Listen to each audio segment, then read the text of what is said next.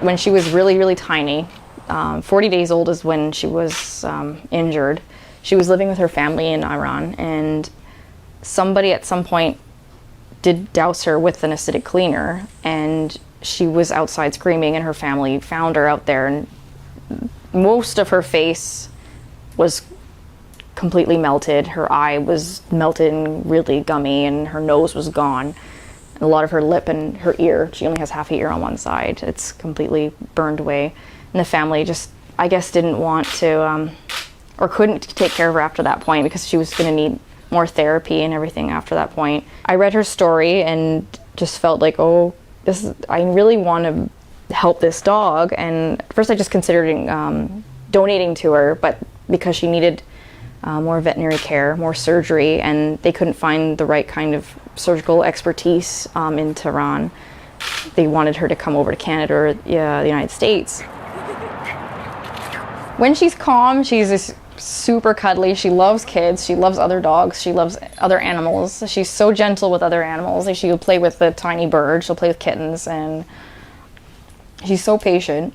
And she holds her own pretty well with my parents' great big pit bulls, and she roughhouses with them, and they're all great together. She's a little afraid of adults that she doesn't know, especially men, so we do figure that it was probably a man who had attacked her, and we're not 100% sure, but it seems to be more likely than not. You gonna sneeze on my face? Or just like that. But once she gets used to people, she's quiet, and she's very cuddly, and she loves affection, and she'll be everywhere underneath your feet. Like, you can't go to the bathroom without her trying to claw her way in. She's gonna have 2 procedures that kind of combine into the one surgical ordeal overall, really. And it's a little bit experimental, but Dr. King has had this surgery done before to another dog.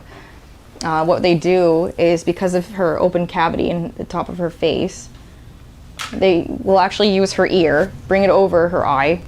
Unfortunately, she can be blind for a little while, like not permanently, and have that the ear grafted onto her nose, and hopefully that'll take about 3 weeks, and she's gonna probably adapt to being blind for 3 weeks, and then they will actually take the tip of the ear off to free up the ear, and the tip of the ear will be her new nose covering.